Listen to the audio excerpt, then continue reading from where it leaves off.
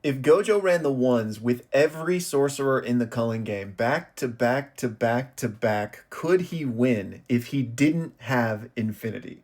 Let's talk about it, but spoilers beware. All right, first of all, shout out to Tear Jordan for the question today, and I think this one's pretty simple. I think Gojo wipes the floor with everyone not named Sukuna, even without his Infinity.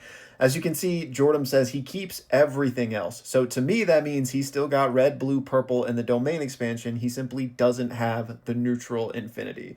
And Gojo does not need that to fight anyone not named Sukuna in this verse. And we can basically look at Sukuna to an example of this, right? Because Sukuna did the 20v1 Shinjuku showdown running on E after his fight with Gojo, and he probably still would have won if not for Yuji's soul punches, right? And everything else that they threw on top of him. So, yeah, I think Gojo, and I've made a video about this, even with just the six eyes and no curse technique at all, is still the second strongest in the verse, right behind Sukuna. So, yeah, I mean, I don't think him running out of stamina is an issue with his six eyes efficiency and with all the other applications of his curse technique, and especially his domain. No one not named Sukuna represents a threat to him at all. Then next, I've gotten a few more comments on Gojo and Sukuna, starting with this one from Immortal. And Immortal is essentially just sharing his thoughts and analysis on the dynamic between Gojo and Sukuna. So y'all pause to read the whole thing, but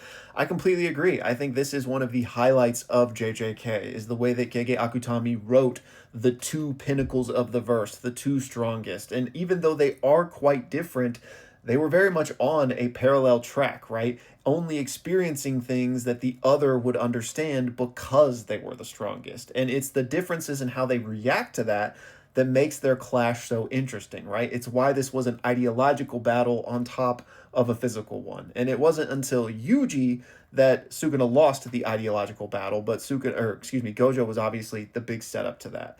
Both of them had an extreme loneliness because of their isolationist strength, right? But the difference was Sukuna willingly threw everything away because he was always treated like trash from the beginning, right? Which is why might makes right, and it's why he had the philosophy he did, right? Like, yeah, you could be right, but beat me first to prove it. And as long as I'm beating everyone else, clearly they're wrong and I'm right. Whereas Gojo's loneliness was a bit different, right? Because he didn't actively shun other people away. It's just that his status as this honored one, as the Six Eyes Limitless user, as this infinite distance between him and others kind of prevented normal interactions. And it's because of that nuanced difference in their isolation that they had such differing ideologies, right? So again, this is one of the best parts of Gege's writing, in my opinion, just how deep these themes go. So yeah, I'm right there with you. And then to build on these parallels, Rudra sent me in a comment where he discusses the differences in what Sukuna and Gojo had to train in as a product of the era they were born in, saying that Sukuna, as a product of the Heian era, the golden age of sorcery, was more battle tested against strong opponents, which led him to iterate on his techniques, to make binding vows, because he kind of had to, right? Whereas Gojo, born in a much more peaceful era, never really had to do that. So instead, his training focused on the basics and not, new binding vows and iterations on his technique. And I do agree with this for the most part. I also think it's a product of just Gojo having a much more refined technique to begin with. The Six Eyes Limitless user, the silver spoon of Jujutsu, he probably never needed to iterate on those things, kind of like you're saying, because there weren't opponents that ever required, right? Hollow Purple could deal with anything he ever needed it to. Just in addition to the strength of the eras, I also just think Sukuna's technique is way more basic. It's way more malleable to be played with in that way. Next up, I've actually got a Gojo Sukuna follow-up from my Gojo Sukuna hot takes video, for those of you that saw that. One of the points we were talking about was just how much Sukuna was afflicted by Unlimited Void. So AKM actually responded and laid out exactly what he was referring to. And I think this is a case of me having reading comprehension issues because I misunderstood how this took place. So again, you can go watch the original video for the full context, but how I always thought of it was that that Sukuna was slightly late in opening his domain and was afflicted with zero point 0.1 seconds of unlimited void, right?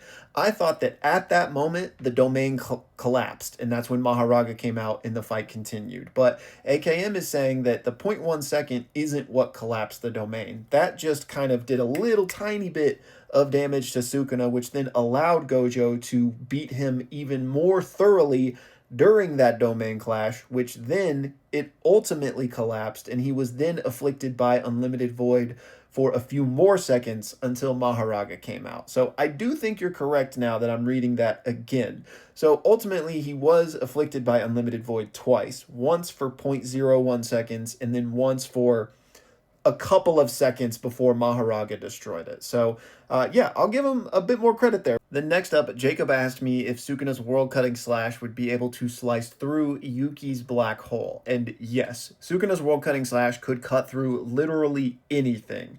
And that's because it cuts existence itself. So anything that exists within existence is getting cut. The gravity well of the black hole, none of that would matter because it's cutting everything. I've got other videos where I go more in depth on how the world cutting slash works, but basically it wins against whatever you're going to put it up against. And then Jacob actually had a follow-up question, which was, if instead of a month, the good guys had a year to train for Sukuna, do I think they would have beaten or surpassed him much quicker in the fight? And 100%.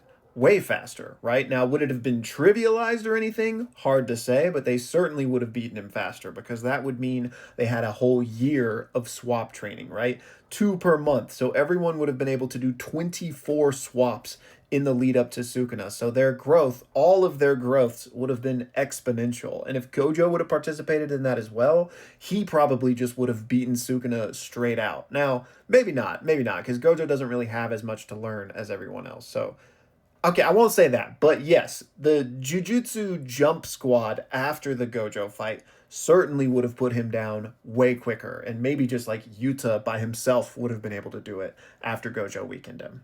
Then finally for this video, JC asked me who would win in my opinion, Sukuna Megami wielding the 10 Shadows versus a custom curse technique from my Discord, which I'm assuming this is JC's technique, but the technique is called Jace's Good Boy, aka the 10 Heavens technique. And I'll throw it up here for anybody who wants to read it. But essentially, it's a combination of the concepts of the 10 Shadows and Rika. And essentially with this 10 Heavens technique, you have a Shikigami called Hela that basically just does whatever you tell it to do. But there are some limits to the amount of things you can tell it, a la New Order from My Hero Academia. But reading some of the examples you give, like adapt to this and give me that adaptation, or make me go 900 miles per hour, like the Jace's Good Boy technique is way better than the 10 Shadows, so that would win. Anyways, that's going to do it for this one, y'all. Thank you guys so much for all of the questions, and I'm still playing catch-up after being out of town from Anime Expo, so if you send in a question, don't worry, I am getting to it, but as always, thank you for watching.